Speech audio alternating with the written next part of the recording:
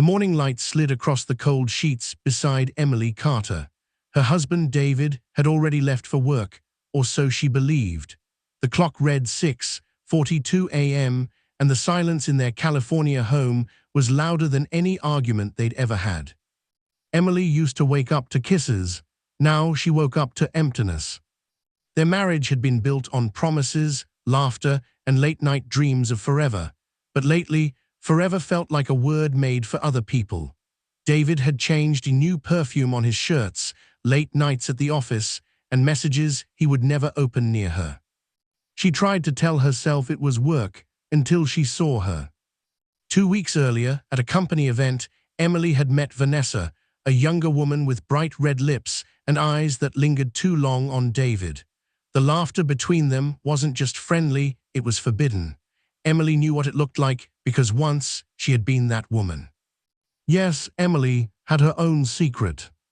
Months before, during one of their endless fights, she had fallen into the arms of Eric, David's closest friend, a charming man who always said the right thing when David didn't. It started with comfort. It ended with sin. Eric was dangerous, not the kind of man who loved, but the kind who possessed. He would whisper things in her ear like, "He doesn't deserve you, Emily. You belong with me." She believed him at first, until she realized he didn't want her love, he wanted revenge.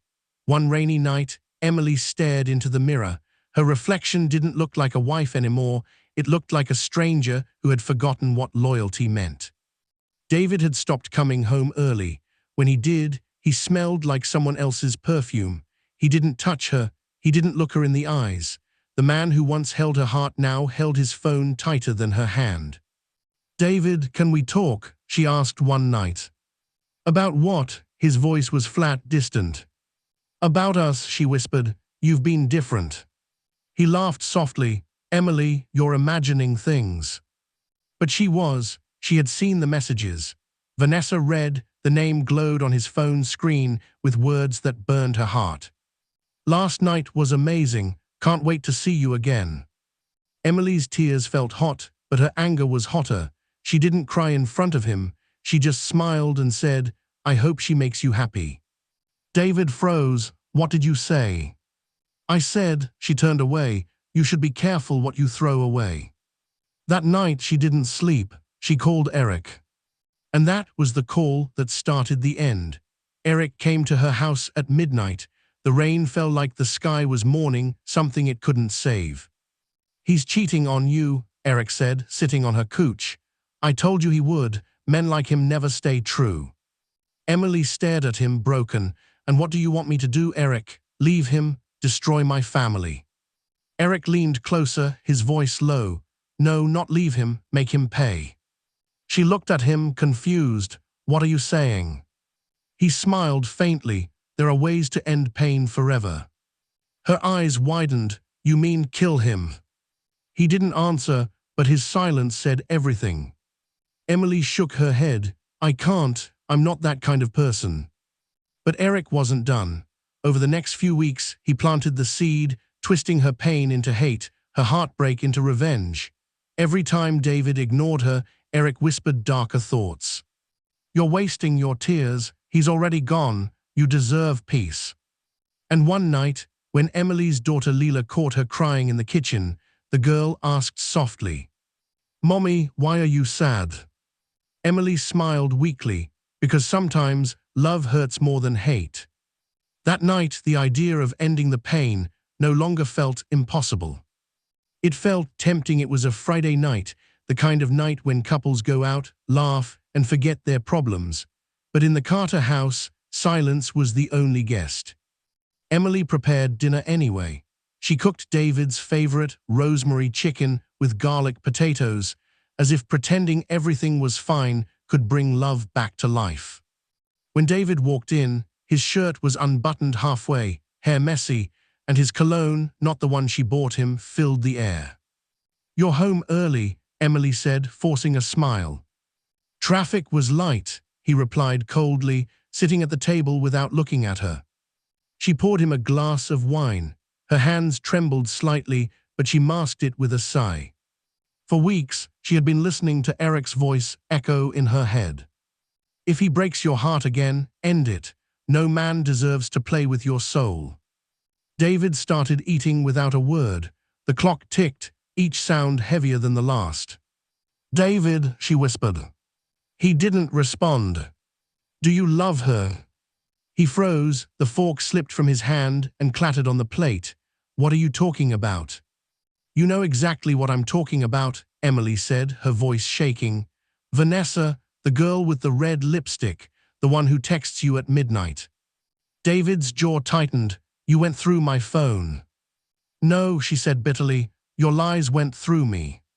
He stood, pushing his chair back. You've lost your mind, Emily. She stared at him, tears in her eyes, but no weakness. No, David, you lost us. For a long moment, they just stood there, the air thick with anger and regret. Then, slowly, David sat back down and began eating again, pretending her words meant nothing. Emily walked to the kitchen, heart pounding. She reached into the drawer where a small vial hid, a colorless liquid Eric had given her just in case. A few drops, Eric had said. He'll just fall asleep, peaceful, quiet. Her hand trembled over the glass, but before she could pour it, she heard something. David's phone buzzed on the table. It was a message from Vanessa. She read it. Can't wait for you to tell her. I want to be your wife soon. Something inside Emily shattered. She poured the poison into his wine. Then she smiled. David never came to bed that night. He sat in the living room, watching TV, glass of wine in hand. By morning, the house was still, too still. When Emily came downstairs, she found him slumped on the couch, eyes closed, face pale. The glass had fallen to the floor. David, she whispered, walking closer. No answer. David, she screamed. She shook him, but his skin was cold. Leela came running from upstairs. Mom, what's happening? Emily turned, panic flooding her voice. Sweetheart, go back upstairs. But it was too late. Her daughter had seen. The police came within hours. They said David's death looked sudden, maybe a heart failure. Emily pretended to cry, her body trembling in guilt. Eric showed up that evening, pretending to be supportive. You did what you had to do, he whispered, holding her hand. But his eyes, they weren't soft, they were proud. You're free now, he said. No, she thought, I'm not free, I'm cursed. Weeks passed. David's funeral was quiet, a handful of people, whispers of shock, sympathy, and suspicion. Vanessa didn't show up. But Emily knew. She was watching from afar. After the burial, Eric became a constant presence. He brought flowers, food, and comfort, but there was something wrong about the way he smiled. One night, Emily found him sitting in David's chair, feet on the table, drinking from David's favorite glass. Eric, she said, frowning, that's my husband. Was, he interrupted, he's gone now, and you're mine. Her heart raced, don't say that. He leaned forward, you forgot who helped you, Emily, you owe me. I don't owe you anything, she snapped.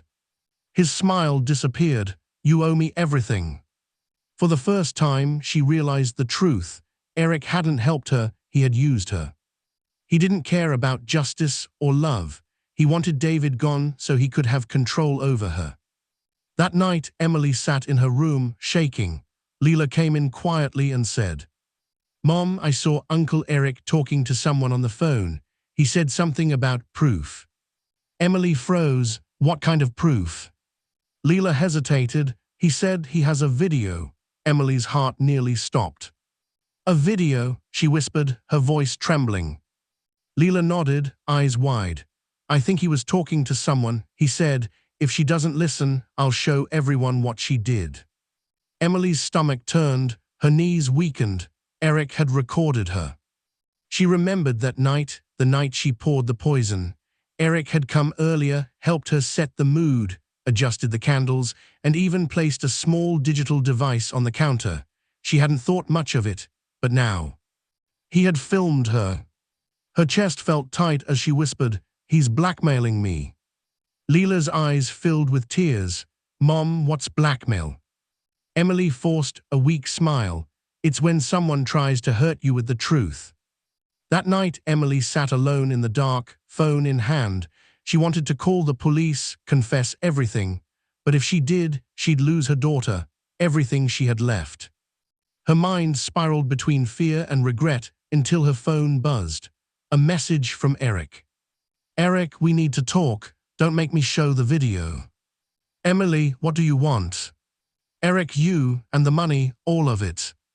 Emily felt sick. David's insurance money, he wanted it all.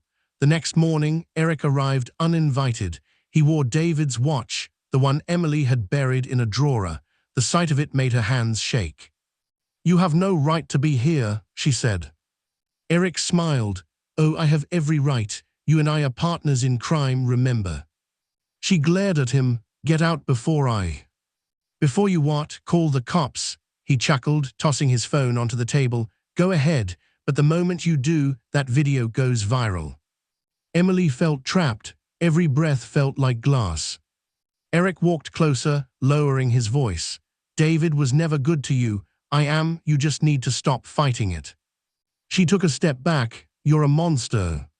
He smiled darkly. No, Emily, I'm just the man who cleaned up your mess. She wanted to scream. Instead, she whispered, get out. He left with a grin, but before walking out, he said something that froze her blood. I'll be back tomorrow, and next time, don't make me angry. That night, Emily cried silently while Leela watched from the doorway. Mom, she said softly, I know what you did. Emily froze. What are you talking about? I heard you and Uncle Eric. You said something about poison. Emily felt her world collapse. Sweetheart, you don't understand. Leela's eyes filled with tears. Why did you kill Daddy? Emily fell to her knees, holding her daughter's hands. I didn't mean to. I just wanted the pain to stop. Leela pulled away. He loved you, Mom. He told me you were his everything. Emily's voice cracked. He cheated on me, Leela. He wasn't the man you thought he was. But he was my dad, Leela cried, running to her room. Emily sat there on the floor, broken, whispering to herself. I've lost everything, even her. Days later, Eric called again. Meet me at the old cafe on 7th Street. Bring the money. Emily agreed, but she had her own plan. She knew she couldn't live under his control forever. She needed to end it one way or another. She packed David's insurance money into a black bag and placed a small recorder in her pocket. When she arrived at the cafe, Eric was already there, sipping coffee like nothing was wrong. You look tired, he said mockingly. Guilt doesn't suit you. Emily sat down, sliding the bag across the table. Take it, leave me alone.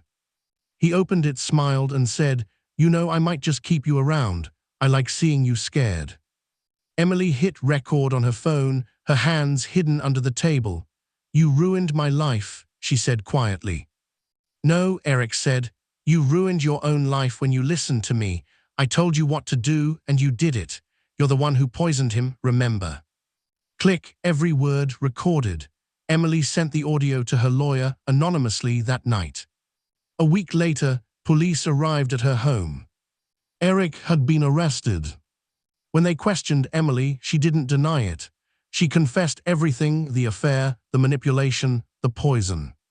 But when the officer asked why, her voice broke. Because love makes fools of us all. Leela cried in the hallway as they took her mother away. Emily turned to her and whispered, don't make the same mistakes I did, sweetheart. Don't love people who make you hate yourself. In prison, Emily wrote letters every week to Layla, to David, to herself. Sometimes she dreamed of going back to that night, that moment before she poured the poison. But life doesn't give second chances. Leela grew up strong, living with her grandparents in France. She visited her mother once a year. Every visit ended with the same words. I forgive you, Mom, but I can't forget. Emily would smile through tears and whisper, that's enough. And every night, in her cell, she would repeat the same line, a confession, a memory, a warning. Love is the most beautiful poison. Epilogue: Broken hearts never sleep. Years later, Leela found her mother's diary after her death. Inside, one sentence was underlined again and again. When love turns to revenge, nobody wins. She closed the book, tears falling, and whispered, "I'll never let my heart become a weapon." And as she walked away, she felt, for the first time, that the curse had finally ended.